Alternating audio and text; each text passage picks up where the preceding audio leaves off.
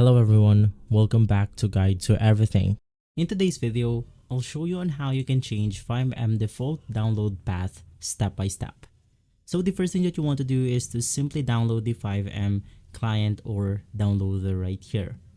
Once inside, you then want to head over to the installation path or the downloaded path of FiveM. Now, it simply doesn't matter what folder you are using to go ahead and change the default download path of FiveM, but all you have to do this method is to simply go ahead and place your downloader into a folder. So in my case, I'm going to be creating a folder for my drive right here. Let's go ahead and name it this way, and from there you then want to place your FiveM folder into the folder that you want to be the download path or the installation path of. From there you can just go ahead and open up FiveM, and as you can see, it will automatically download the FiveM installation or files into the same folder. Now, it doesn't matter, once again, the name of the folder. You can just go ahead and place it anywhere you want to, and from there you should be good to go.